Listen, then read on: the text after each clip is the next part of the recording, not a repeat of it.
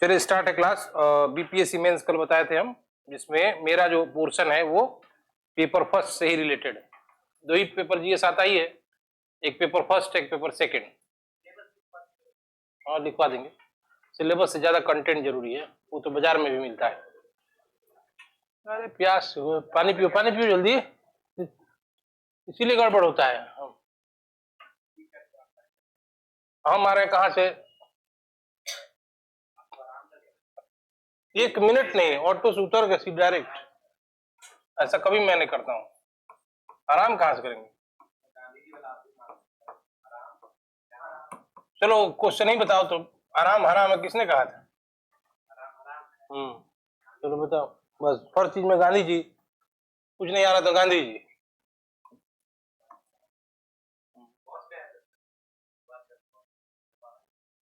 जवाहरलाल नेहरू। ये कभी आएगा नहीं, लेकिन आ सकता है सर, कैसा दिया है तो इसलिए याद नहीं किया है सर।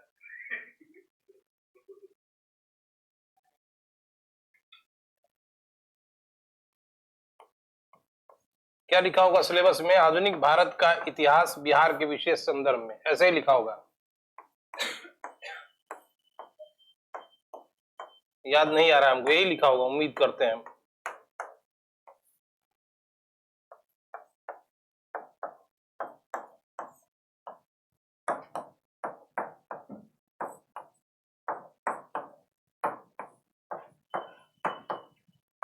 छाप के आइएगा। 38 कितना नंबर का? 36 38 नंबर का क्वेश्चन है ना। तो कभी कभी हो सकता है अगर छाप दीजिएगा पूरा अच्छे राइटिंग में तो 35 36 भी मिल जाता है एकदम। टू जितना भी प्रीलिम्स का फैक्ट है कोई उसमें डालेगा, उसका नंबर ऐसे ही 33 34 से ऊपर आएगा। जो केवल बात बनाएगा, अब पूछा जाता है भारत छोड़ो आंदोलन की भूमिका बिहार में या बिहार में कैसे हुआ, तो लगता है ओवरऑल इंडिया का आंसर देने, इसी में नंबर नहीं आता है। पूछा जाए यूपी तो यूपी बताएंगे ना, बिहार पूछा जाएगा तो बिहार ना बताएंगे, इसीलिए लिखा है बिहार के विशेष संदर्भ। और कभी कभी क्या होता है कि बिहार का नाम ही नहीं लिया जाएगा, ठीक है ना। ऐसे भी जरूरी नहीं कि हर साल अभी भी आप मेंस दीजिएगा तो बिहार जरूरी नहीं कि बिहार जोड़ेगा उसमें। सीधे पूछेगा 1857 के विद्रोह के स्वरूप की चर्चा कर, उसमें बिहार नहीं डालना है। अब पढ़ेंगे तो समझ में आ जाएगा ना कि कौन भारतीय लेवल पर पूछ रहा है, कौन बिहार लेवल पर।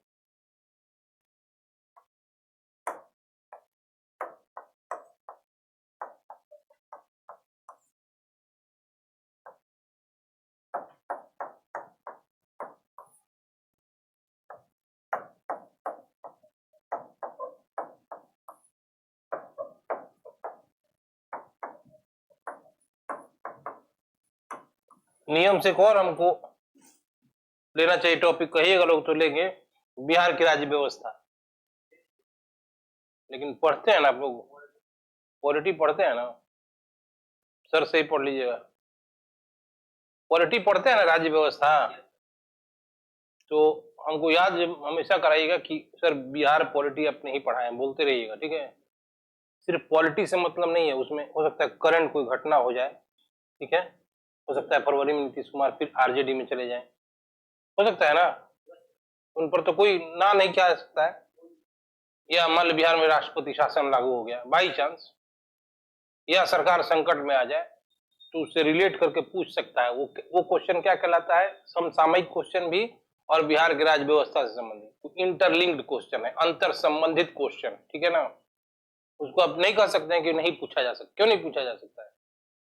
44th बीपीएससी में पूछा गया था कि बिहार के मुख्यमंत्री की उपलब्धियों का वर्णन करें, उस समय राबड़ी देवी मुख्यमंत्री, तो पूछा जा सकता है ना। ऐसा तो नहीं कि रोक लगाया हुआ है कि नहीं पूछा जा सकता है।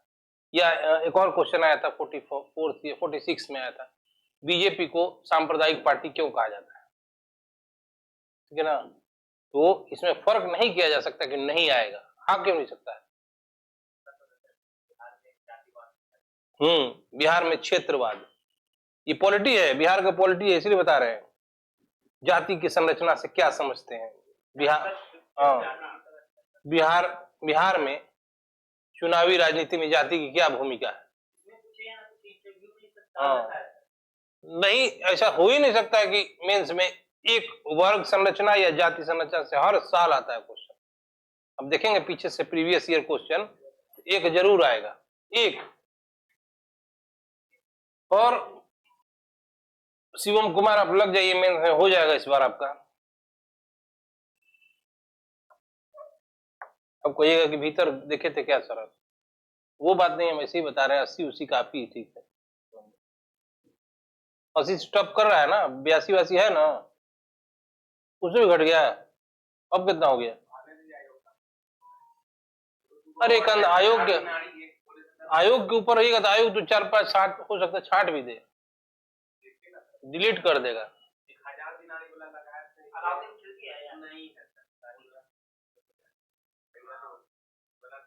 क्या बोला था? क्वेश्चन देखा, क्वेश्चन वो मतलब एक ही मिनट में बता देंगे उसका आंसर। बहुत मलिक काफूर को, हाँ कौन बोला है? नहीं तो बुलाओ उसको, थोड़ा हमको क्वेश्चन दिखाओ ना वो खाली। अरे यार गुजरात से खरीदा हुआ है। बस बस बस बस, यहाँ ले आओ, रिकॉर्डिंग हो रहा है बेकार, वहां देखेंगे, वहां जाएंगे।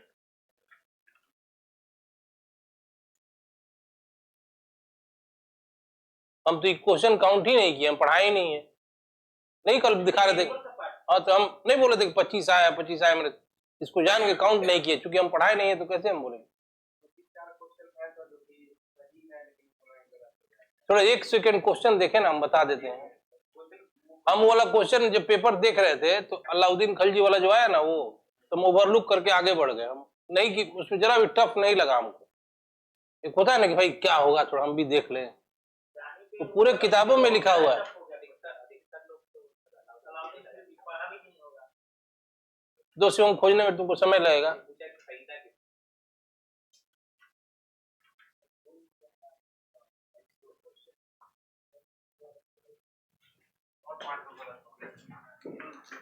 हाँ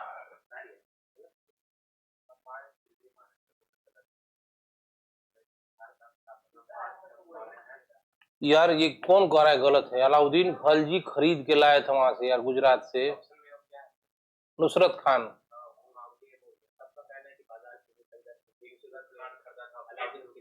अब हम बता रहे हैं, अलाउद्दीन खलजी के बहुत सारे सेनापति थे, और पूछा जाता है कभी कभी क्वेश्चन कि अलाउद्दीन खलजी के का सर्वोच्च सेनापति कौन था, तो आदमी मजबूरी में भी मलिक काफूर मारता है ना ऑप्शन में। उल्गू खान, जफर खान, नुसरत खान और मलिक काफूर, ये 4 थे उसके सेनापति। जफर खान इतना सबसे अधिक शक्तिशाली कोई सेनापति था, सर्वोच्च सेनापति, तो उसको जफर खान कहा जाता है। लेकिन उसका नाम इसलिए नहीं आता है कि अलाउद्दीन खिलजी ने पश्चिम तरफ जब मंगोल उसको घेर लिए तो जान के अलाउद्दीन खिलजी ने सेना नहीं भेजा ताकि वो मारा जाए, क्योंकि वो भविष्य में अलाउद्दीन खिलजी की सत्ता के प्रति एक चिंता की बात थी, क्योंकि हो सकता था जफर खान अलाउद्दीन खिलजी को विस्थापित करके खुद खिलजी वंश का शासक बन जाता। और ये सारे नुसरत खान खुद मलिक काफूर के दर्जे का आदमी था, जैसे वो सेनापति था ना, वो भी सेना था। उल्गू खान, जफर खान, नुसरत खान, ठीक है ना, मलिक काफूर, ये 4 थे, जिसमें सर्वोच्च शक्तिशाली जो जफर खान था। एक लाइन है आपको बता देते हैं, जफर खान को मारने के लिए 10,000 मंगोल घेरे, तब जफर खान मारा गया। जब मंगोलों के घोड़े पानी नहीं पीते थे तो शाम को, तो मंगोल पूछते थे क्या तुमने जफर को देख लिया है? हाँ, अब हम आपको क्या डिटेल बताएं यार, किसी कह देने से मान लेंगे हम? ये तो हम भी बता रहे हैं, 12 में स्थापना हुआ, घोषणा 1911 में हुआ है, अप्रैल 1912, 1 अप्रैल 1912 से अस्तित्व में आया, लेकिन 22 मार्च 1900 हमेशा बिहार दिवस मनाया जाता है।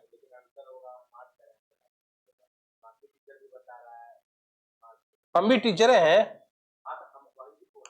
तो 1000 दिनारी के नाम से अलाउद्दीन खिलजी, इसमें हम नुसरत खान कहां से खरीदेगा? पूछा जा रहा है कि मलिक काफूर को 1000 दिनारी के नाम से भी जाना जाता था, इसे किसने खरीदा था? सिंपल बात, हम आपको टेक्स्ट बुक बता देंगे मिडिवल इंडिया का 3-4 मोटा मोटा, जिसमें लिखा हो कि मलिक काफूर ने इसको गुजरात से खरीदा। हम भी तो पढ़े हैं।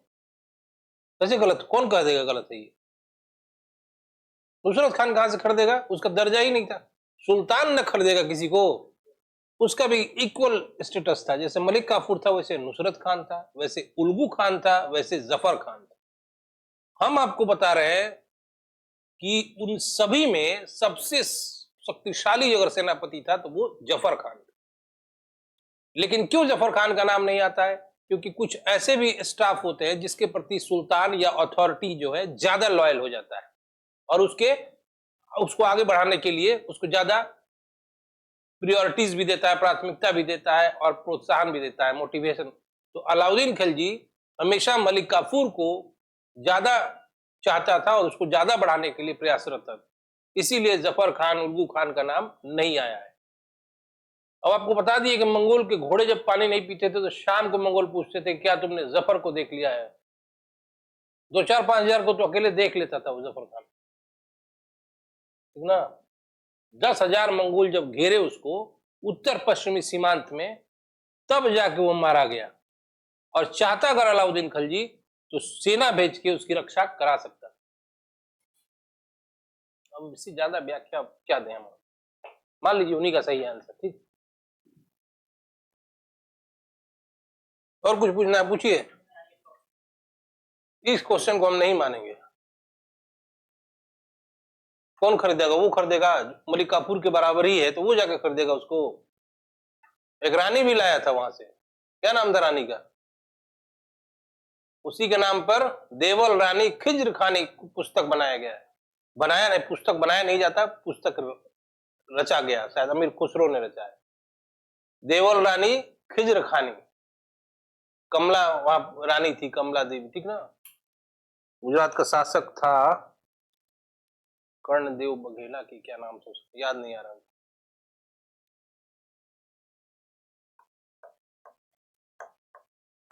अब तुम गूगल से खोजना शुरू कर दिए।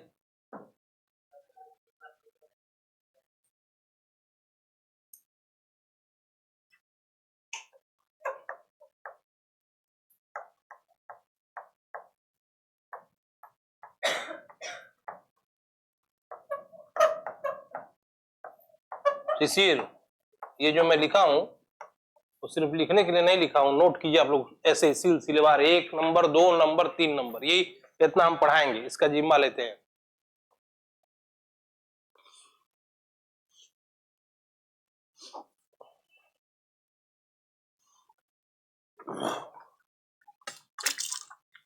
और भी कुछ कंफ्यूजन हो तो बता देना शिवम हमको, क्योंकि मलिक काफूर का इतना व्याख्या तुमको हम कर दिए, ठीक ना।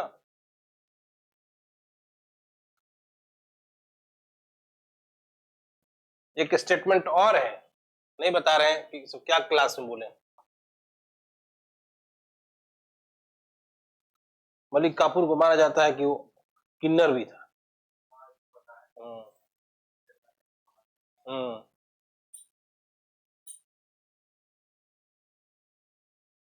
नोट कर लिए? नोट कर लिए शिशिर?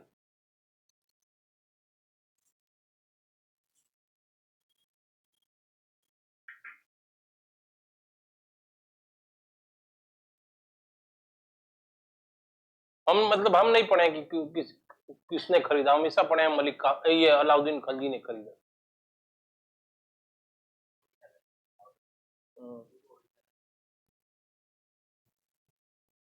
जबकि बहुत सारे टेक्स्ट बुक से हम गुजरे हुए हैं। खत्म, इसको हटा देना।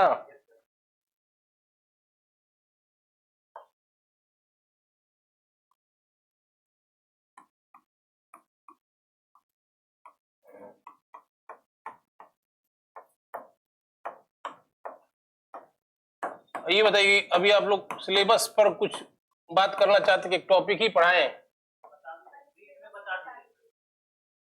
लेकिन ये यहाँ तक लिखे हैं ना, बस छोड़ रहे हैं यहाँ पे, हम अब टॉपिक पे आ रहे हैं। अब बोलिएगा कि सर क्लास खत्म होने के पहले बता दिए कि सर सिलेबस में कुछ बाकी है, इतना बोलिएगा तो हम समझ जाएंगे। एक सबसे पॉपुलर टॉपिक है, ठीक है ना, उसको मिटा दीजिए।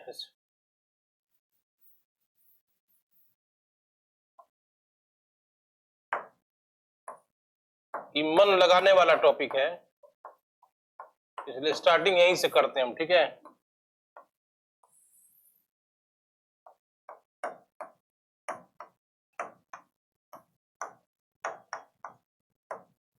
कभी कभी हमने देखा है मेंस में क्वेश्चन कभी बिहार के बारे में नहीं पूछता है 1857 कभी कभी सीधे पूछ देता है 1857 ठीक ना। अब कभी कभी क्या होता है कि स्पेशली बिहार की भूमिका जिसमें बाबू कुंवर सिंह की भूमिका, जगदीशपुर वगैरह का भी पूछता है। लेकिन आपको क्या है कि जरूरी नहीं कि बिहार ही पूछा है, एक ओवरऑल 1857 के विद्रोह के बारे में एक आपको आउटलुक एकदम दिमाग में क्लियर होना चाहिए, ठीक है। कई क्वेश्चन आ सकता है, हम ही क्वेश्चन बना देंगे, हम ही को मिलेगा। तो जैसे पहला है 1857 के विद्रोह के क्या कारण है, पहला एक सिंपल सवाल है, व्याख्या कीजिए, ठीक है, एकदम सिंपल सवाल। दूसरा सवाल हो जाएगा, हम ही बना देते हैं, 1857 का विद्रोह वस्तुतः एक सिपाही विद्रोह था, डबल इन्वर्टेड कॉमा से घेर देंगे और लिखेंगे क्या आप इस बात से सहमत हैं। तीसरा सवाल देखिए, 1857 के विद्रोह में अंतर्निहित कारण बहुत गहरे थे, फिर सिंगल इन्वर्टेड कॉमा बंद, फिर लिखेंगे व्याख्या की। तीसरा सवाल देखिए, अपने स्वरूप में 1857 का विद्रोह पर्याप्त नहीं, अपने स्वरूप में 1857 का विद्रोह कुछ विशिष्ट महत्व रखता है, सिंगल इन्वर्टेड कॉमा बंद कर दीजिए, फिर लिखिए व्याख्या कीजिए। तीसरी बात कि 1857 का विद्रोह एक राष्ट्रीय विद्रोह था, सिंगल इन्वर्टेड कॉमा बंद, क्या आप इस बात से सहमत हैं। फिर अगला सवाल, 1857 का विद्रोह न तो राष्ट्रीय, न तो प्रथम और न ही राष्ट्रीय संग्राम था, फिर सिंगल इन्वर्टेड कॉमा बंद, क्या इस बात से आप सहमत हैं, या आप अपने उत्तर की व्याख्या कैसे करेंगे। और क्वेश्चन देखिए, 1857 का विद्रोह एक भूचिन्ह था, लैंडमार्क, जिसने भारत में शासन के संरचनात्मक स्वरूप को बदल दिया, सिंगल इन्वर्टेड कॉमा बंद, आप इस कथन की व्याख्या किस प्रकार करेंगे। ये हम आपको 1857 के विद्रोह के बाद बताए थे आपको क्लास में कि कैसे ईस्ट इंडिया कंपनी से शासन छीन लिया गया और एक नया प्रशासनिक संरचना बनाया गया, जिसमें board of control, court of directors को हटा दिया गया और लंदन में इंडिया काउंसिल की स्थापना की गई, जो कि 15 सदस्यों वाली इंडिया काउंसिल, जिसको भारत सचिव उसका हेड होता था और उसको कहते थे भारत परिषद। 15 सदस्यों वाली इंडिया काउंसिल, जिसको भारत परिषद कहा जाता था, जिसका प्रधान secretary for the state of India या हिंदी में भारत सचिव होता था, ठीक है। और फिर वही वायसराय को अपने आदेश देता था और वायसराय फिर प्रांतीय गवर्नरों या लेफ्टिनेंट गवर्नर को देता था, ठीक है। यही आपको व्याख्या करना है, पूरा संरचना बताना है और पहले वाला भी बता देना है कि पहले ऐसे ऐसे था, जैसे कि board of control, court of director, फिर गवर्नर जनरल, ठीक है। इसके अलावा देखिए, फिर क्वेश्चन बनाने का बहुत क्वेश्चन है।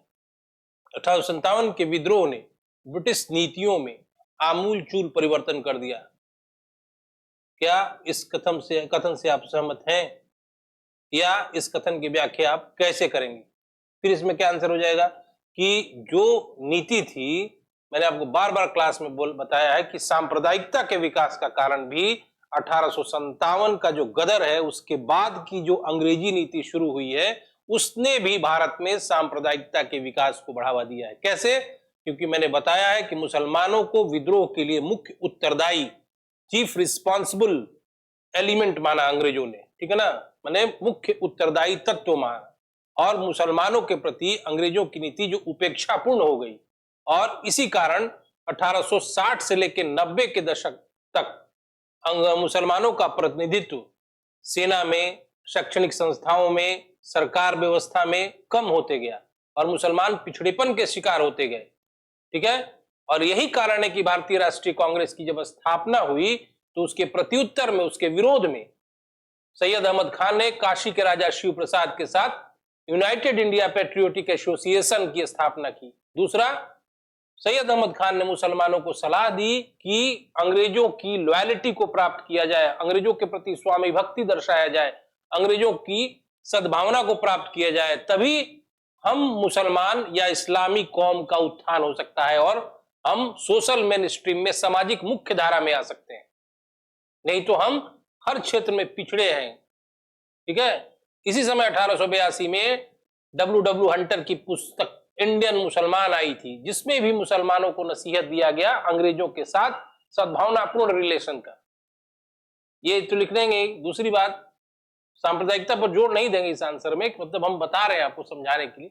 दूसरी बात लिखेंगे कि अंग्रेजी नीति जो थी राजे राजवाड़ों के प्रति सद्भावनापूर्ण हो गई। राजाओं को बड़ौदा, गायकवाड़, पटियाला इसको उपाधियां दी गई, उनके गोद लेने के अधिकार को स्वीकार किया गया।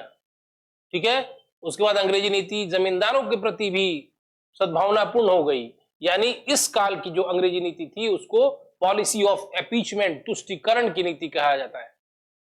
फिर भारतीय बुद्धिजीवियों के प्रति भी सहानुभूतिपूर्ण रूप रखा अंग्रेजों ने। क्यों? क्योंकि उनके अंदर एक भय पैदा हो गया था कि 1857 के विद्रोह जैसा विप्लव आगे न हो, इसलिए हमें जो भारत में सोशल फैब्रिक है, सामाजिक ताना बाना है, उसके कुछ वर्गों को संतुष्ट करते हुए अपनी व्यवस्था को, यानी जो अंग्रेजी शासन व्यवस्था है उसको बरकरार रखा जाए और भारत में हमारा साम्राज्यवादी जो व्यवस्था है वह कायम रहे। बहुत सारा क्वेश्चन बन सकता है, ये हम आपको आंसर थोड़ा सा बताएं। ठीक है। दूसरी बात कि 1857, बहुत सारा क्वेश्चन, आप इतना क्वेश्चन से सहमत है ना। अब बिहार के संदर्भ में आइए तो पता चलेगा आपको। बहुत टफ नहीं देता है बिहार का, लेकिन इसमें दे देगा कि 1857 के विद्रोह में कुंवर सिंह की क्या भूमिका थी। सिंपल सवाल। ठीक है। दूसरी बात कि 1857, अब क्वेश्चन नया बनाना चाहेगा आदमी तो बना सकता है कि कुंवर सिंह ने 1857 के विद्रोह को बुलंदियों या पराकाष्ठा पर पहुंचा दिया, लेकिन इस विद्रोह की शुरुआत उनके पूर्व हो गई थी। ठीक है ना। तो क्या रेफरेंस देंगे आप? रोहिणी जहां देवघर से हुआ था, पटना पीर अली से हुआ था। ठीक है। फिर यहां से विद्रोही दानापुर से आरा गए। ठीक, ऐसे करके बताना है। ठीक है। और बहुत ज्यादा डिटेल नहीं कि इधर बाह काट लिए और इधर आरा में कब्जा हो गया, डिटेल नहीं ज्यादा देना है। दिखना है कि कुंवर सिंह ने अपने सीमित संसाधनों और सीमित कौशल शक्ति के बावजूद उस समृद्ध अंग्रेजी व्यवस्था को चुनौती दी, जो कि समय और काल के बहुत अधिक आगे था, और इसलिए कुंवर सिंह की भूमिका बहुत महत्वपूर्ण है बिहार के विशेष संदर्भ। इतना समझ गया ना।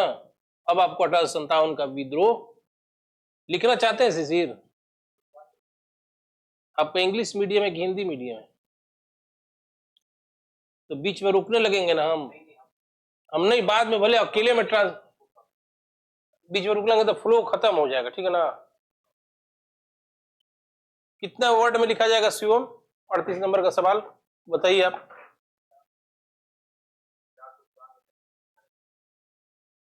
नहीं, ऑथेंटिक बताइए कितना वर्ड में लिखना है।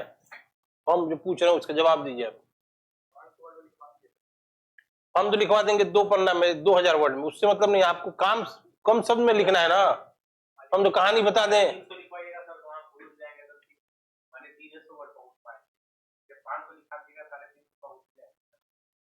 ये हम सिंपल लिखवा रहे हैं, ऐसे लिखवाएंगे नहीं, मतलब ऐसे सपाट जैसा आंसर लिखवा रहे हैं। अब जो लिखवाएंगे हम ऐसे करके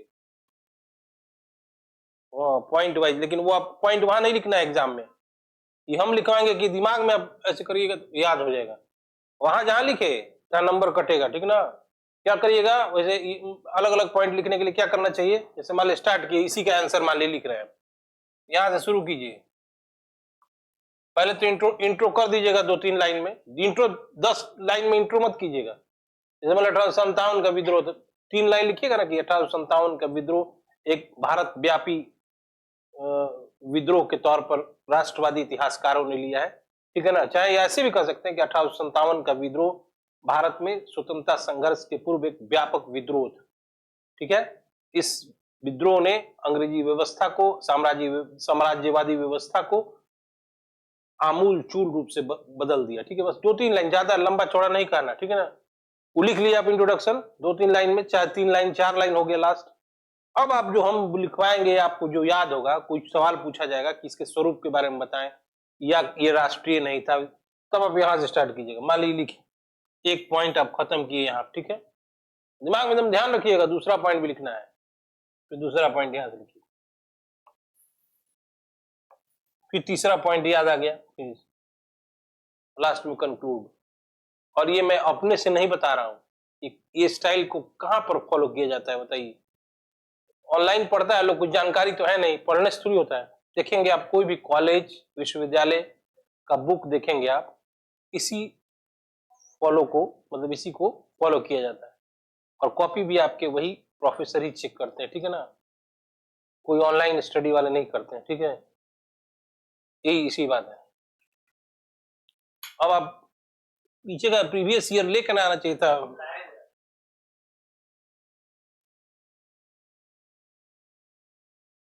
ये सैंपल है, ठीक है ना शिवम, ये नहीं कि यही मतलब एक सैंपल हम आज क्लास है।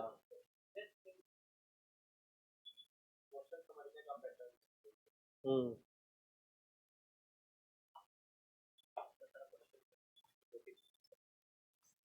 ये बिहार का है ना,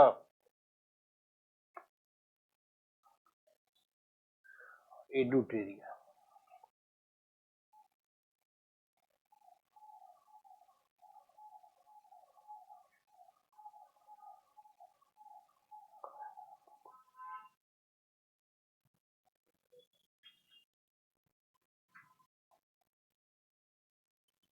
और कुंवर सिंह का रोल स्पेशली पूछता है कभी कभी, देखिए इसमें पूछा है 43वीं में, तो हम जो लिखवा देंगे बस तो उतना ही लिखिएगा, ज्यादा रोल में ज्यादा बढ़ाना नहीं है, ऐसा भी रोल नहीं है, जितना काम है उतना ही लिखना है।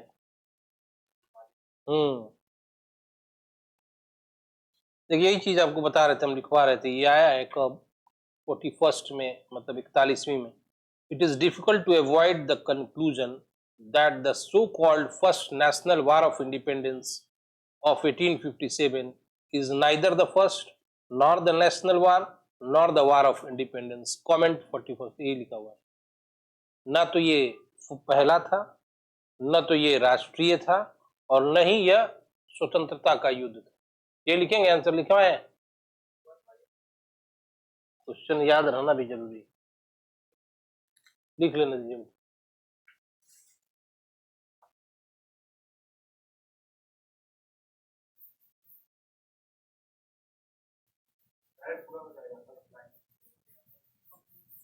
दिखता भी रहना चाहिए ना कि क्या पढ़ रहे हैं आप।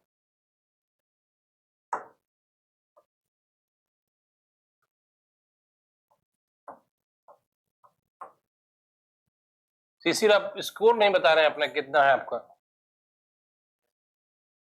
और इसमें क्या मतलब इसमें कोई संकोच की क्या बात है भाई, हम क्या जा रहे हैं, मतलब आप बताइए इस पर। बहुत बढ़िया महाराज, आप बता नहीं रहे। क्या किए थे, खाली छोड़ दिए थे क्या? नंबर ऊपर का है ना, 6 नंबर का। वो बताइए ना, हम उसका भी उपाय बताते हैं आपको।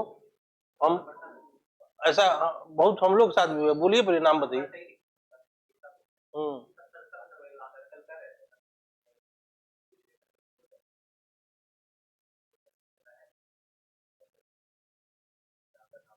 अब ये बताइए ना, जो हम पूछ रहे उतने बताइए। आपने रोल नंबर सही लिखा है कि नहीं? तुम समझ गए, हम वही करवे किए हैं, समझ गए हम, वो हम भी किए हैं वैसे। पहले बताइए कि आप रोल नंबर ऊपर ठीक लिखे हैं ना, तो कोई प्रॉब्लम नहीं होगा। हम ऐसा कई बार, यहाँ तक आयोग, ये सब बाकी चीज में भले खराब हो, लेकिन यहाँ तक आयोग करता है। अगर आप थोड़ा सा भी त्रुटि के तो बुला के आपसे पूछ लेगा, इतना आयोग मदद करता है। यूपीएससी भी समझ लीजिए। हाँ दे दीजिए, आपको आपके मन में तसल्ली हो जाएगा।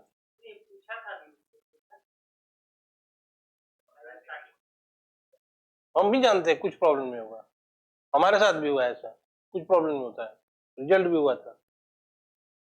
लेकिन आपको अगर दिल में तसल्ली है दिन लाना है तो जाकर दे दीजिए, लेकिन नहीं भी दीजिएगा तो ठीक ही रहेगा।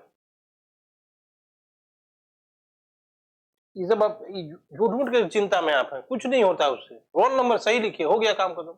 वो डार्क करने वाला हो सकता है गलती हो जाए, ये मान के चलता है वो। हमेशा जरूरी थोड़ी कि ए बी बी बी तो बहुत छोटा छोटा रहता है, उसको नजर से हट भी सकता है।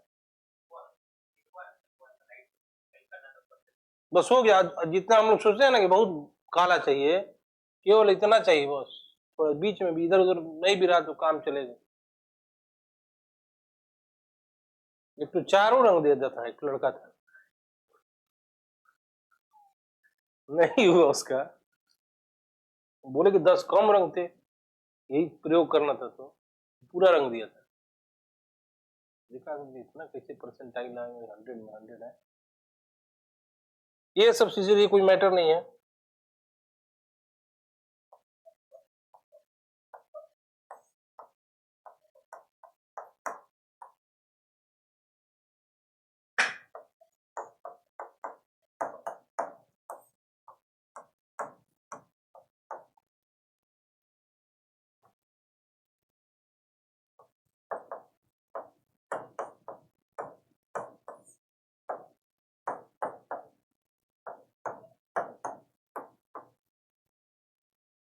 हो गया इतने समय याद रहेगा क्या आप क्वेश्चन पूछा है।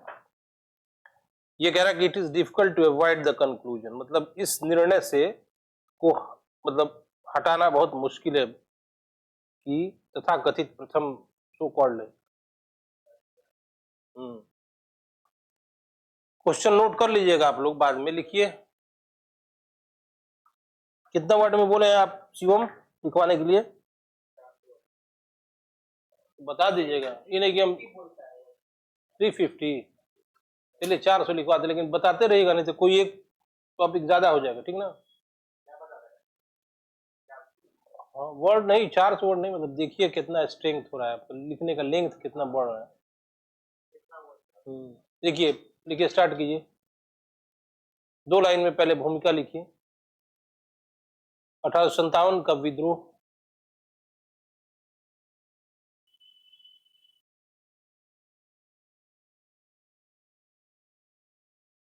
ऐतिहासिक दृष्टि से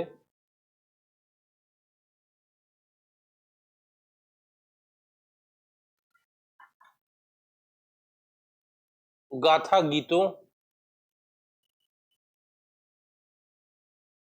और लोकोक्तियों को स्थापित करता है।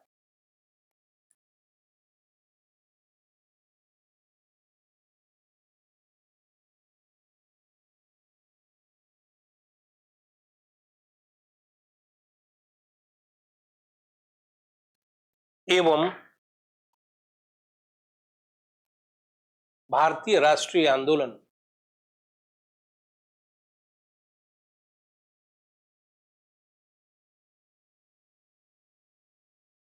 एक प्रेरणादायी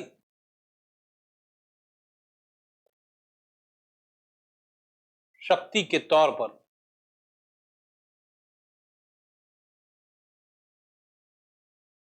स्वीकार्य है।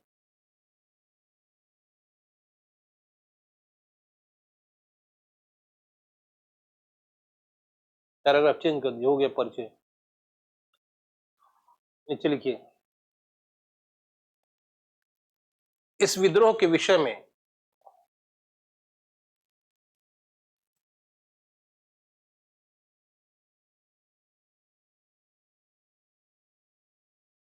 प्रथम स्वतंत्रता संग्राम की बात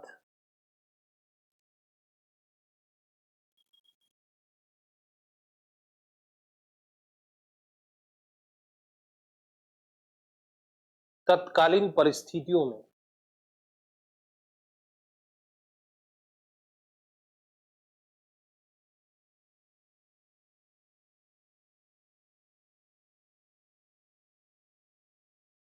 औचित्यपूर्ण नहीं लगता है,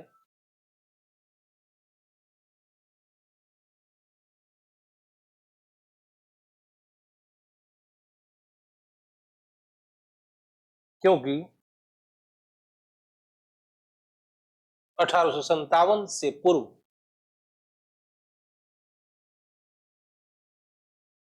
भारत में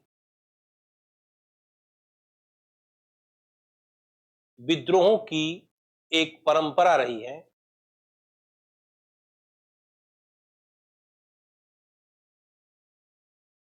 जिसमें जनजातीय और नागरिक विद्रोहों जनजातीय एवं नागरिक विद्रोहों की प्रमुख भूमिका रही है?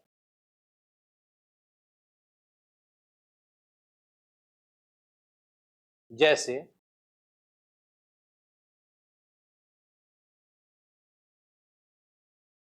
लिखिए, जो भी मन करे लिख दीजिए। जैसे नील विद्रोह, कॉमा, डेट अगर याद हो तो दे दीजिए, नहीं तो छोड़ दीजिए। ठीक है, ठीक है, ठीक ना। 1859-60 है नील विद्रोह।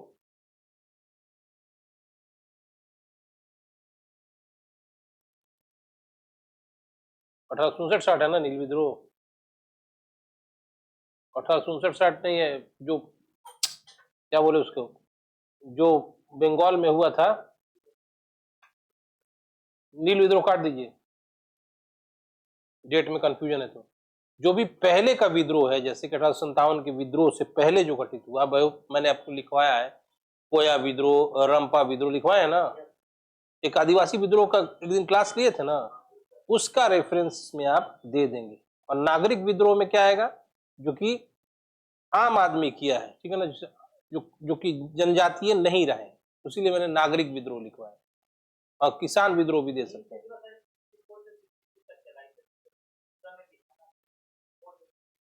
मतलब कौन 54 से? हाँ, 1854 से 62 तक चला है। ठीक है, दे सकते हैं आप नील विद्रोह। देखिए, खासी है, भूमिज है, हो है, ये आप लिख दीजिएगा इसमें, ठीक है ना। हाँ, यही बात कर रहे हैं। दक्कन का जो कृषि विद्रोह नागरिक विद्रोह में आएगा, ठीक ना। इसका रेफरेंस बस 2 लाइन में देना है, याद रहे तो ठीक है दीजिए, नहीं देना है तो 1-2 लेके आगे बढ़ जाइए, ठीक है। दूसरी बात लिखिए, लिख दिया ना, इसको पैराग्राफ चेंज कीजिए अब। 1857 के विद्रोह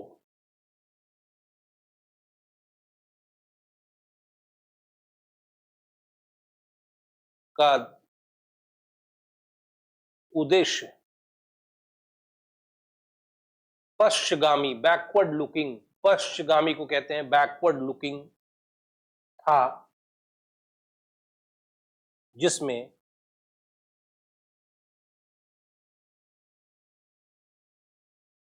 राष्ट्रीयता जैसी संकल्पना,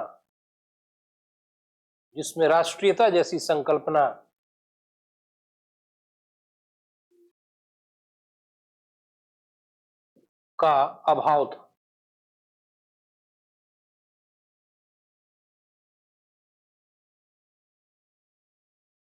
क्योंकि इस विद्रोह में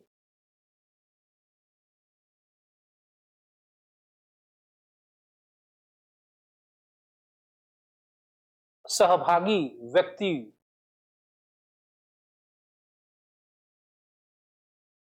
सहभागी व्यक्तियों के अपने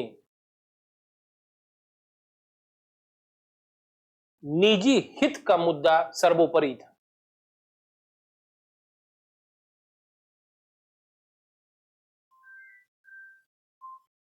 चाहे वह राजे राजवाड़े हों अथवा सिपाही हो।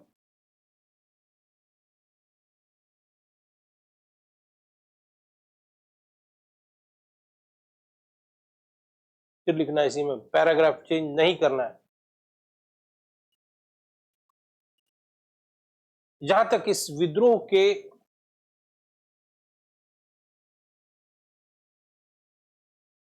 प्रभाव क्षेत्र का संबंध है,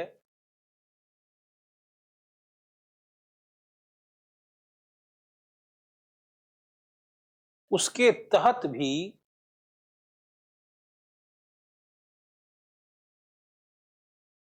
इसका अखिल भारतीय स्वरूप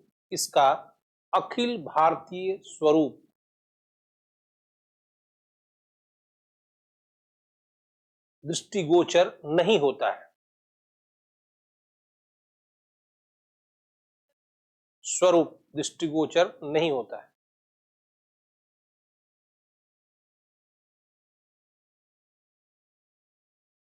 पूर्ण विराम के बाद लिखिए। विद्रोह का मुख्य क्षेत्र बंगाल, बिहार, अवध।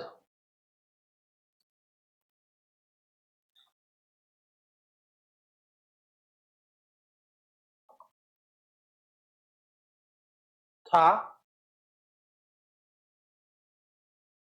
और दक्षिणी भारत, पूर्वी भारत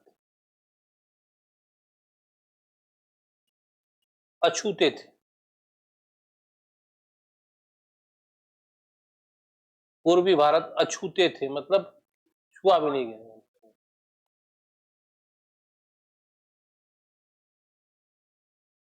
पूर्ण विराम के बाद लिखिएगा बंगाल सेना में भी सारे रेजिमेंटों ने हिस्सा नहीं लिया था।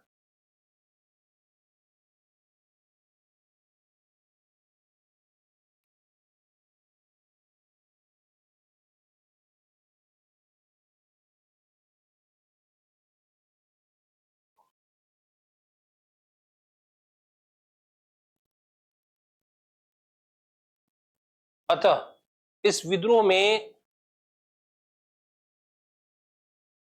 राष्ट्रीयता या स्वतंत्रता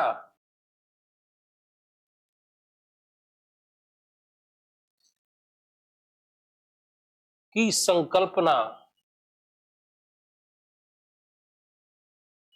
खोजना औचित्यपूर्ण नहीं होगा।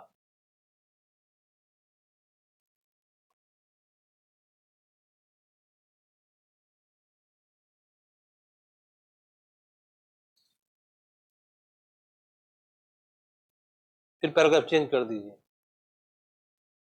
जहां तक इसके स्वतंत्रता संग्राम कहे जाने की बात है, जहां तक इसके स्वतंत्रता संग्राम कहे जाने की बात है,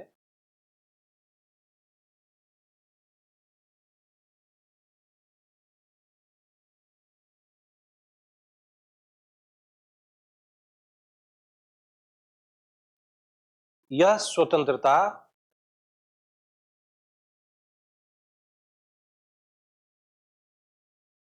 अपने निजी हितों की स्वतंत्रता थी। यह स्वतंत्रता अपने निजी हितों की स्वतंत्रता थी।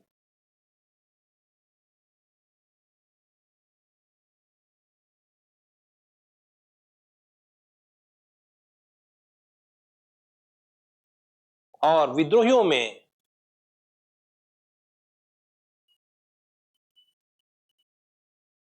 विस्तृत राष्ट्रीय दृष्टिकोण का अभाव था।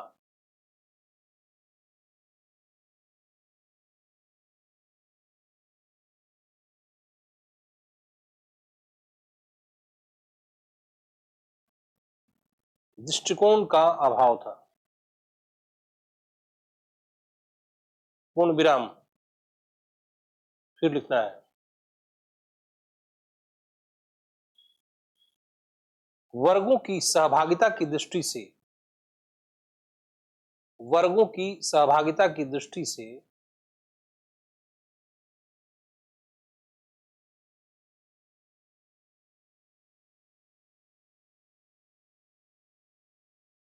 इस विद्रोह को राष्ट्रीय कहना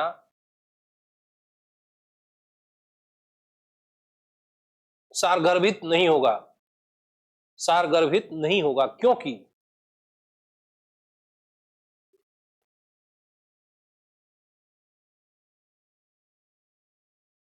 शासक वर्ग, जमींदार वर्ग और बुद्धिजीवी वर्ग इस विद्रोह से अलग रहे।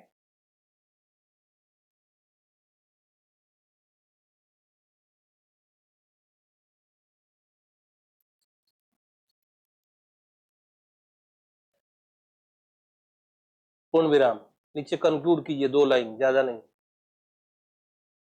लेकिन 1857 का विद्रोह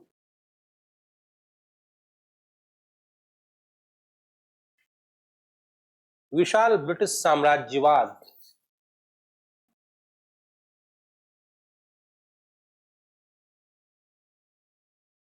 के खिलाफ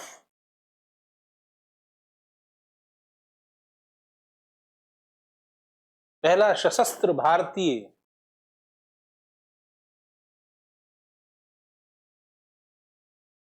संग्राम था, जिसने भविष्य में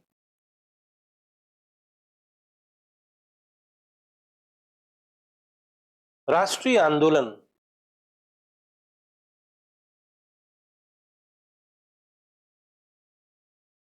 को प्रेरित और प्रभावित किया।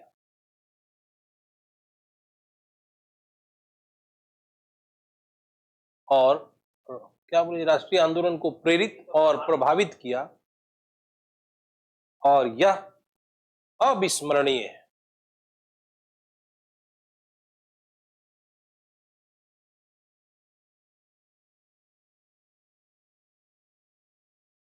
हो सकता है वर्ड कम हो गया हो, लेकिन हम ये कम्पैक्ट आंसर लिखवाए, ठीक है, समझे ना, पन्ना बढ़ाना नहीं, नहीं कोई मतलब, टू द पॉइंट आंसर लिखिए, काम खत्म।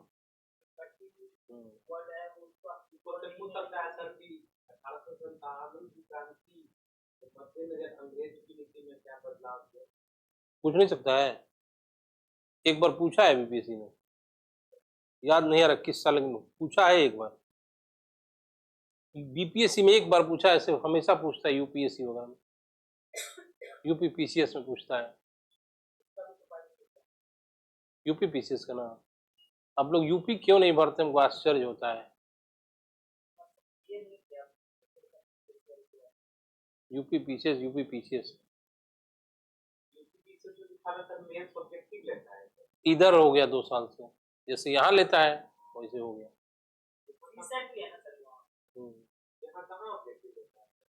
मेंस नहीं है ऑब्जेक्टिव, यहाँ ऑप्शनल नहीं है ऑब्जेक्टिव, वैसे वो भी लेता है। देखिए यही आंसर हुआ, आप पढ़ के भी समझ सकते हैं कि ऐसे लिखने पर नंबर आना ही चाहिए, ना का सवाल नहीं, ठीक है। लेकिन ये तरीका नहीं है, मतलब आप पहले समझा देना चाहिए तब लिखवाना चाहिए, ये है मतलब, आपको पहला क्लास था ना, इसलिए हम आपको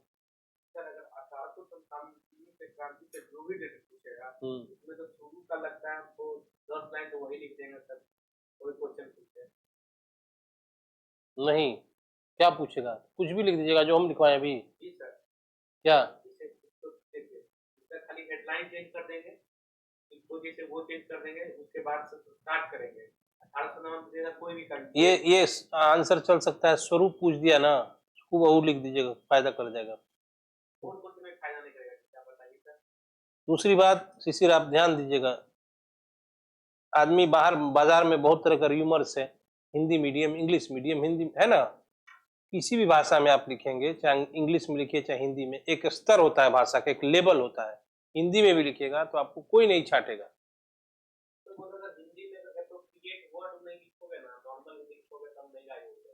ऐसा कुछ बात नहीं है, सामान्य हिंदी लिख के लोग, अभी सेक्रेटरी हैं, सामान्य क्या, आप लिखिएगा पढ़िएगा तो अपने आप आपका भाषा बन जाएगा। अब जैसे बोल रहे हैं तो ऐसा तो नहीं कॉपी में भी आप जो बोल रहे हैं वही लिखिएगा, ऐसा तो नहीं, अपने आप बन जाता है। अभी मैंने लिखवाया हिंदी, ये खराब हिंदी है, बोलिए ऐसे लिखना है।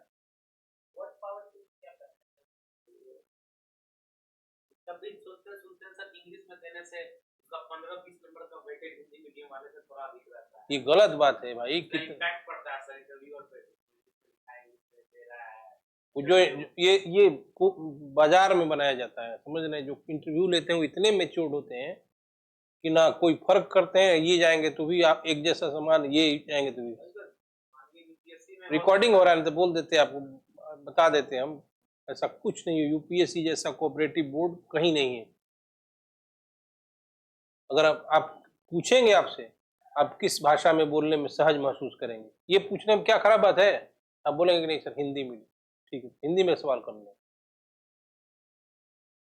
ये कोचिंग संस्थान वाले खुद नहीं पढ़ा सकते हिंदी में तो बोल देंगे इंग्लिश में पढ़ाएंगे, या इंग्लिश में पढ़ा सकते हैं हिंदी में पढ़ा सकते हैं, इंग्लिश नहीं पढ़ा सकते हैं तो बोल देंगे हिंदी में आए।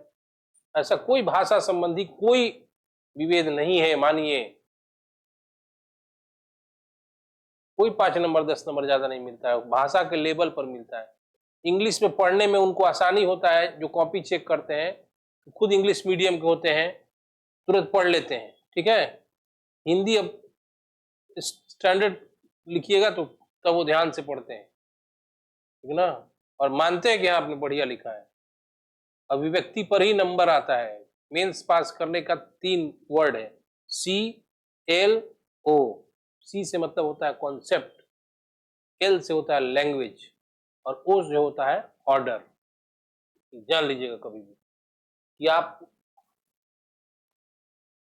देखिए क्या है, किसी भी मेंस में IAS हो, UPPCS हो, BPSC हो, JPSC हो, ये अगर आप कर दिए तीनों काम तो एकदम फाइनल सिलेक्शन होना है। कॉन्सेप्ट क्या होता है, मान लीजिए पूछा जाए किसान आंदोलन से आप क्या समझते हैं, या छोड़िए किसान आंदोलन तो आसान है, पूछा जाए बिहार के बारे में पूछा जाए कि बिहार की भौगोलिक संरचना विविध उच्चावच प्रकट करती है, मतलब ठीक है ना, व्याख्या करें। तब अब पहला क्या हुआ, कॉन्सेप्ट क्लियर है कि नहीं कि आपका कि कैसा ज्योग्राफिकल संरचना दिमाग में आपका आएगा। सबसे पहले उत्तर में सोमेश्वर पहाड़ी, रामनगर, दूनी से आएगा ना दिमाग में।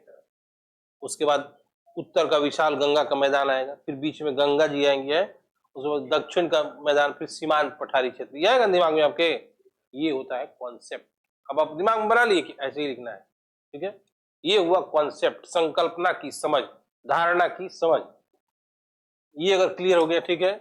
दूसरा ये लैंग्वेज, ठीक है ना, भाषा। तो जिस भाषा में क्वेश्चन पूछा गया वैसे ही लिखिएगा, ये नहीं तो स्टार्टिंग कर दीजिए कि बिहार उत्तर में सोमेश्वर पहाड़ से रामनगर पहाड़ तक। कितना रफ लैंग्वेज लग रहा है ना। पर्वत कहेंगे आप दोनों को, ठीक है, और कहेंगे कि बिहार की उच्चावच संरचना जो है वह उत्तर दिशा की तरफ से शुरू होती है, जिसमें पहला सोमेश्वर, ऐसे करके बताएंगे। ये होता है लैंग्वेज, भाषा, ठीक है ना। ऐसा तो नहीं कि बोरिंग रोड चौराहे पे किससे बात करते हैं वही जाकर कॉपी में लिख दीजिएगा। जिस लैंग्वेज में आप बात करते हैं, जैसे अपने घर जाते हैं मोकामा, ये हिंदी भी नहीं बोलते होंगे, रीजनल लैंग्वेज बोलते होंगे माँ पापा से चाहे किसी से भी, वो जाकर नहीं ना कॉपी में लिखेंगे वैसे लैंग्वेज में। ये ही लैंग्वेज है, और इसके लिए एक सामान्य हिंदी होना चाहिए, सामान्य इंग्लिश होना चाहिए, जो एकदम स्पष्ट दिखाई पड़े पढ़ने से। बहुत ज्यादा अलंकारिक हिंदी भी नहीं लिखना है, ठीक है ना अंग्रेजी ऑर्नामेंटल लिखना है। तीसरा है ऑर्डर।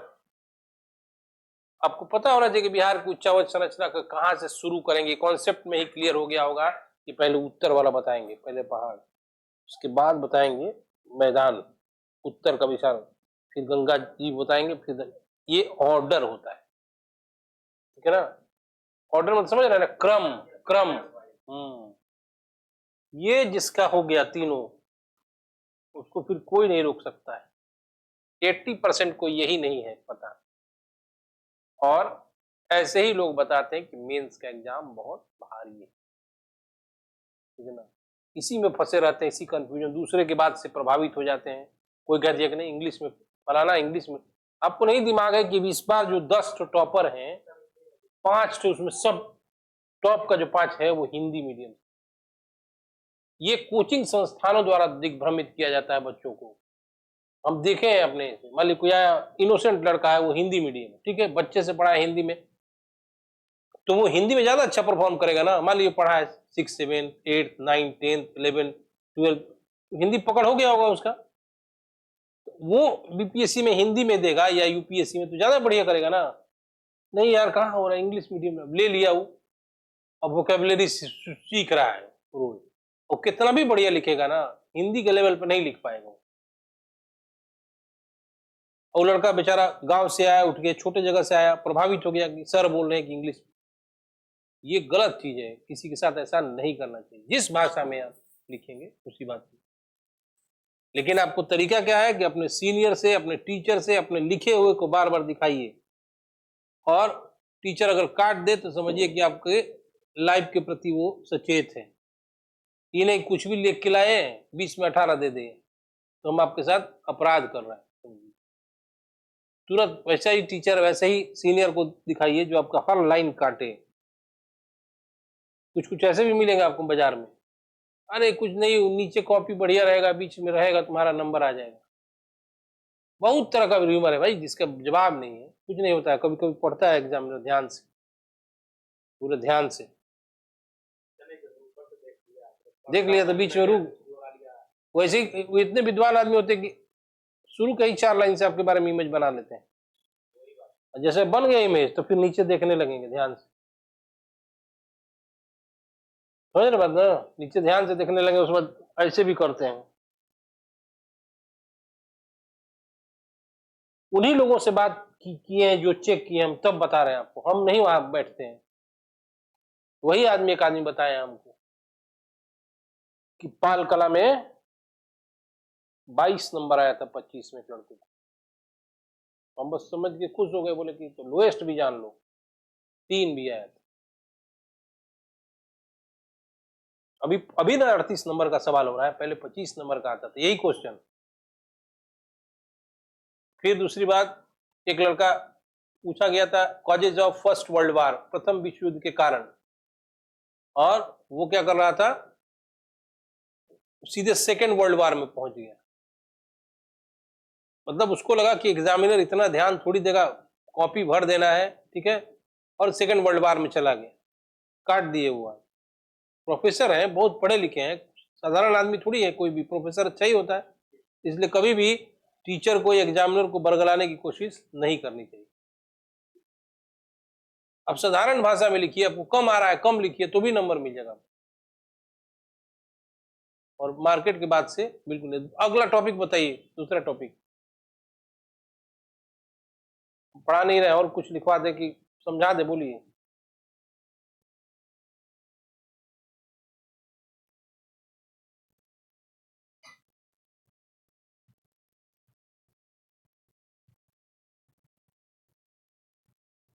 सिलेबस भी बताना है ना,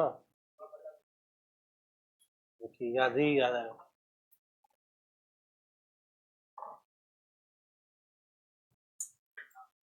क्या लिखे थे जी लास्ट में, आधा लिख के छोड़ दिए थे, टॉपिक पढ़ाने लगे थे। सिलेबस में आधा लिखे थे, नहीं नहीं उसके बाद भी लिखे थे।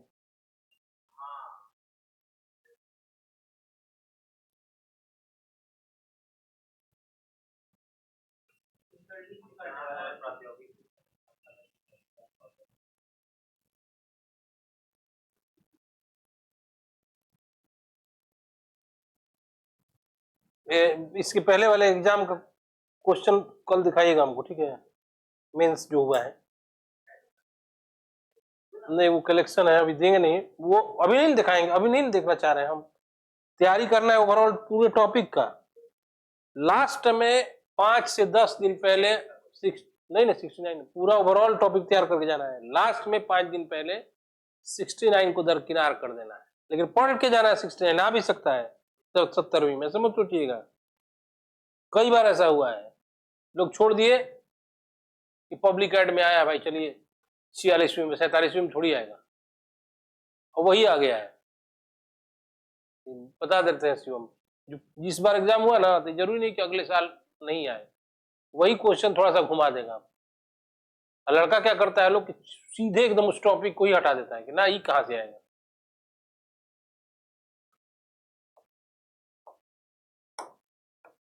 नोट कीजिए सिलेबस।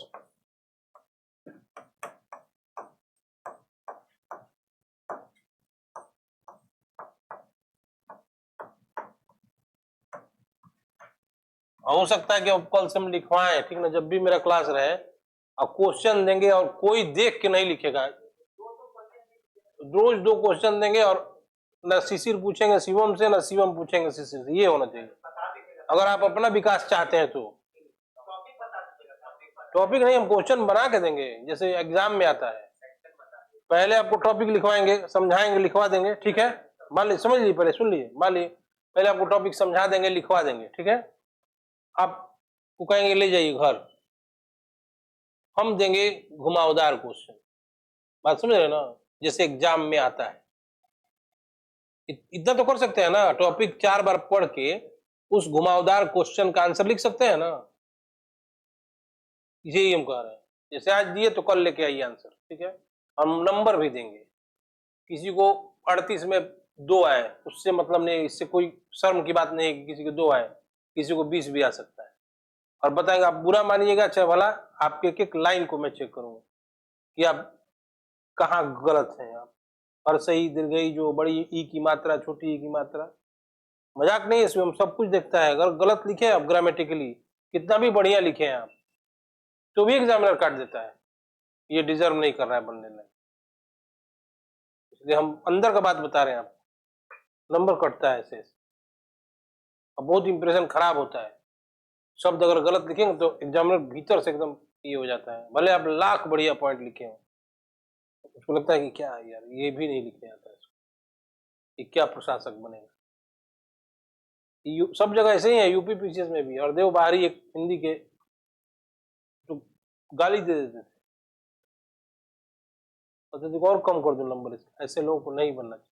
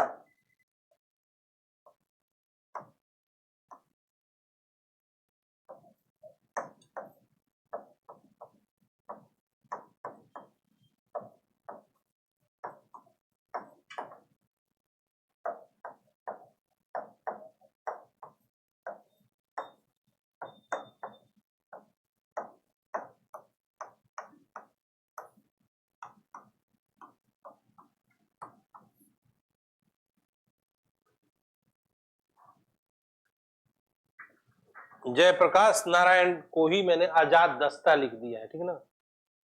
उससे पढ़ाते समय जयप्रकाश नारायण आ ही जाएंगे, उन्हीं का ये बनाया हुआ था।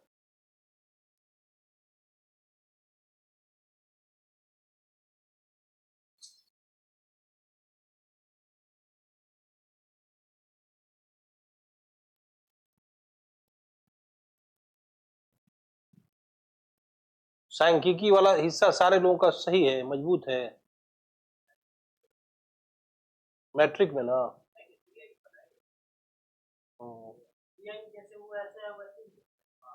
हाँ वही है, पाई डायग्राम, पाई चार्ट। शिवम आपका, वो हम बात नहीं करें क्या करेंगे, मतलब वो क्या करेंगे आप ही बताइए, इसी सिर्फ व्यक्तिगत रूप से बताइए, इंडिविजुअली। पेपर जैसे बैठ गया मेंस का, तो क्या करेंगे, पहले क्या हिस्सा बनाएंगे। मतलब मेरे ही अपने ही पेपर की बात कर रहे हैं, पेपर फर्स्ट में आप क्या करेंगे। मान ली बैठ गया, आपको पेपर दे दिया गया, कॉपी दे दिया गया, तो क्या बनाएंगे पहले आप, क्या चीज शुरुआत करेंगे। सोचे होंगे ना कि ये लिखेंगे वो लिखेंगे। अगर सांख्यिकी बहुत अच्छा है तो पहले वही बना लेना चाहिए। हाँ। आप मान ली थोड़ा आधा अधूरा आता हो तो उसको लास्ट में 1 घंटा छोड़ दीजिए बनाने। कैलकुलेटर लाउड है।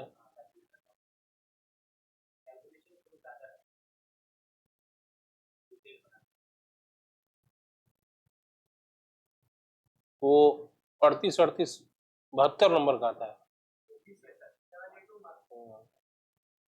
वो रैंक निर्धारित कर देता है, रैंक बनाता है। कितना बनाए बिना बनाए आरडीओ वगैरह बन गया। नहीं भाई, बहुत आदमी छोड़ के, कोई नहीं बनाता, बहुत आदमी छोड़ देता है तब भी पास कर जाता है वो एग्जाम, उधर अच्छा लिखता है।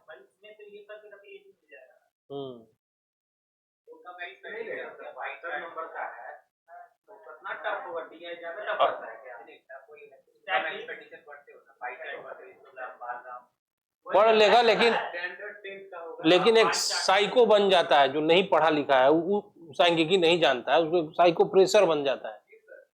वो पहले लगा देगा काम तो उसका दूसरा उधर भी खराब हो जाएगा। मेरे कई दोस्त हैं बिना बनाए भी पास कर सकते हैं, लेकिन अब नहीं बनेगा, पहले हो जाता था। लिख लिए ये।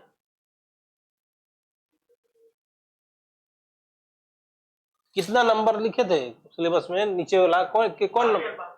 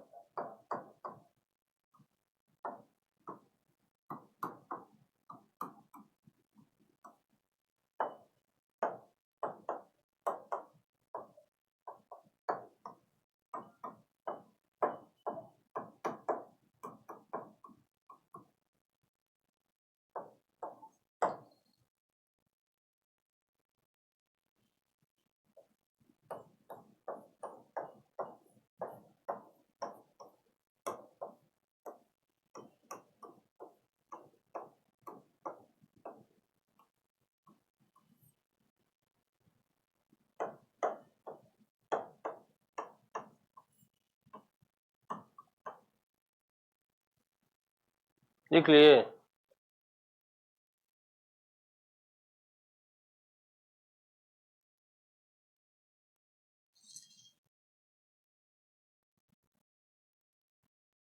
सोनल नहीं आ रही क्लास में, एग्जाम दी थी कि नहीं? पूछे थे हम, देना है तो बोली थी कि हाँ देना है। ये नहीं दिया एग्जाम? पता नहीं था सर। अरे यार, एक पोस्ट टीएसपी वाले में दे सकते थे, अपीयरिंग दे सकते थे।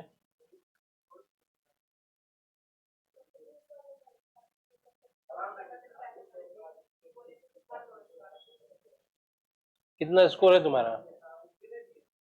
तुम दियो ना? अरे तो पूछ लेंगे, अब कहीं जा रहे हैं कहने क्या कि इसका उतना स्कोर कितना है।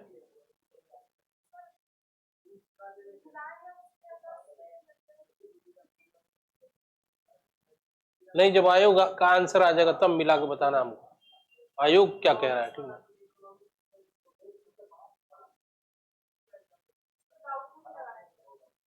डाउट लगाना ही चाहिए, रिस्क नहीं लीजिएगा तो होगा कैसे? नहीं ठीक है, बिना बिना रिस्क लिए नहीं होगा, डाउट लगाना चाहिए, नहीं डरना नहीं चाहिए। जो नहीं भी आ रहा है कोशिश करना चाहिए। सोनल का कितना स्कोर है रिसीव? ना ना, मिली होगी तो मतलब आई नहीं थी क्लास में क्या?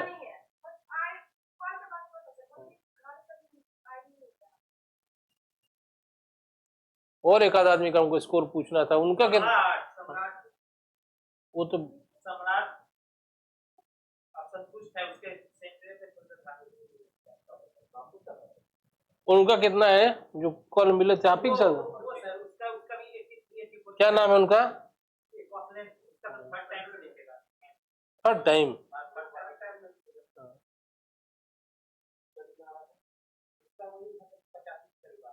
तब आप शिवम देख रहे हैं वो थर्ड टाइम लिख रहे हैं तो 85 आ रहा है, तो आप क्यों इतना चिंता कर?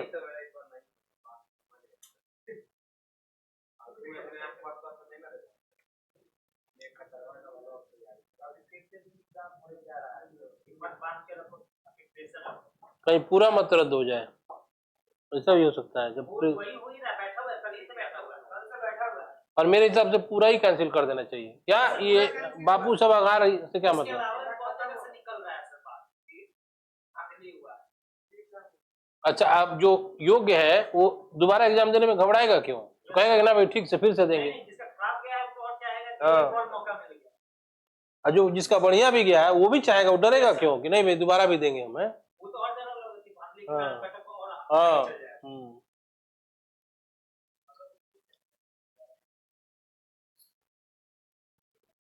नंबर बताइए, क्या नंबर लिखे थे लास्ट?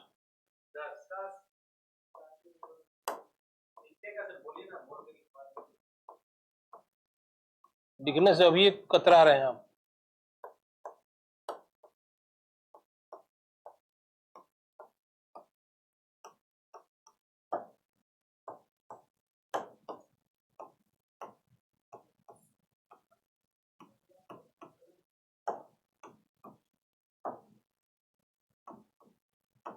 मधुबनी पेंटिंग,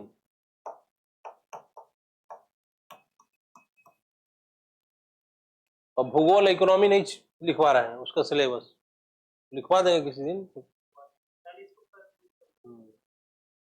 और क्वेश्चन इसका लिख के लाना पड़ेगा, ठीक ना? ये नहीं कि ऐसे ही पढ़ा दिए पीटी जैसा, ठीक ना? क्योंकि आपको सुविधा दिया था आयोग, हिस्ट्री से बहुत क्वेश्चन था, मानते हैं, लेकिन 26 तो बनाने लायक था, बाकी 4-5 टफ था, इसमें नहीं बनाने लायक। कुछ उल्टा पुल्टा सवाल भी पूछा था।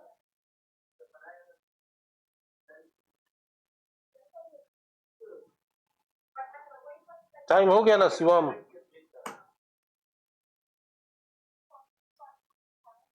ये मैंने पैमाना लिखवाया पहला क्वेश्चन का, जाके घर में पढ़िएगा कि कैसे भाषा का इस्तेमाल करना है। ये नहीं लिखवा कि हम आंसर लिखवा के चले गए, ठीक ना? ये आपको एक मैंने पैमाना दिया है, एक क्वेश्चन का आंसर मैंने लिखवाया है, ठीक है? एक प्रश्न का आपको भी इसी तरह की भाषा में लिखना है आंसर। ये नहीं कि यही हमेशा 1857, मान लीजिए हम बोल देंगे कि बिहार में पाश्चात्य शिक्षक, हम आपको क्वेश्चन देंगे तो आप भी इसी भाषा में लिख के लाइए, और कम लिखिएगा, लेकिन शब्द शुद्ध होना चाहिए। शुद्ध समझ रहे हैं ना?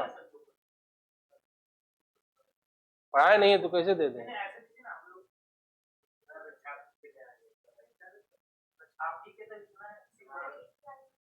लिख के लेंगे, दे देंगे कि गूगल में भी नहीं मिलेगा, नहीं मिलेगा वो। आप जितना वर्ड बोलिएगा उतने वर्ड में लिख के लाइएगा आप, ठीक ना? मैंने आप जो बोलेगा कितना वर्ड में लिख के लाइएगा? 200 वर्ड।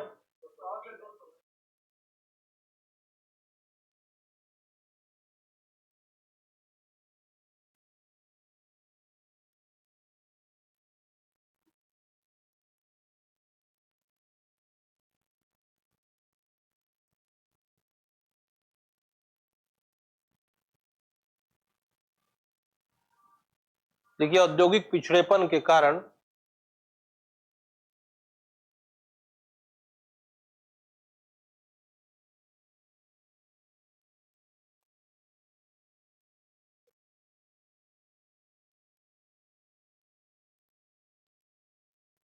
बिहार से पलायन एक विवशता है। सिंगल इन्वर्टेड कॉमा घेर दीजिए, सिंगल इन्वर्ट, बिहार से पलायन एक विवशता है।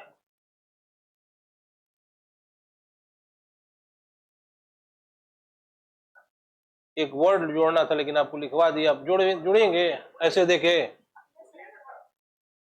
आर्थिक व्यवस्था है।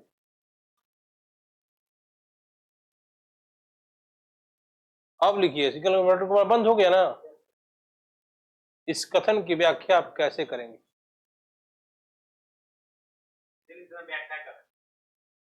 ऐसे नहीं ना आता, हम कुछ एग्जाम पैटर्न को हम फॉलो करते हैं। उस कथन की व्याख्या आप कैसे करेंगे? 200 वर्ड, कहिएगा 300 भी कर सकते हैं।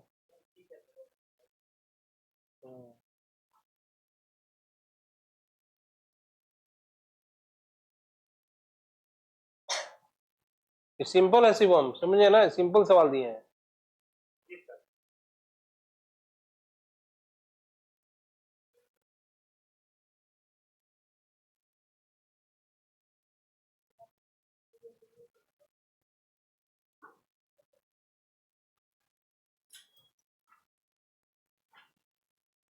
अब लिखिए 300 वर्ड में सवाल।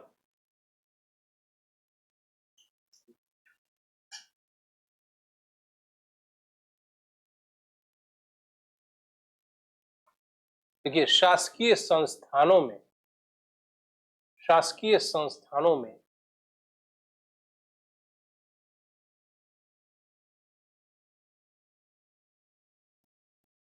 रोजगार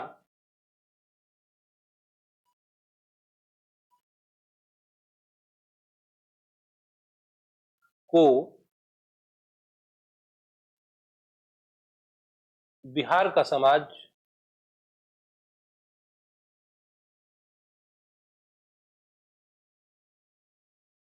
एक विशेष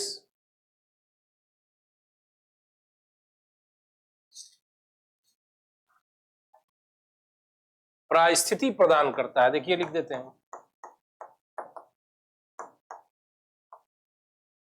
इसको इंग्लिश में स्टेटस कहा जाता है, ठीक ना।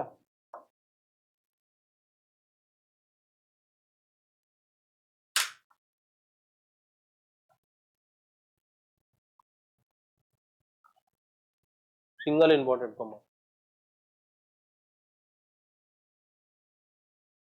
इस कथन से आप कहां तक सहमत?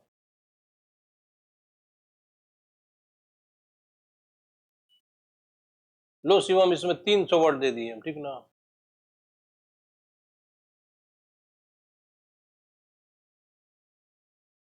मतलब पूछना हो तो पूछ लीजिए शिवम, ये नहीं कि हम नहीं समझे।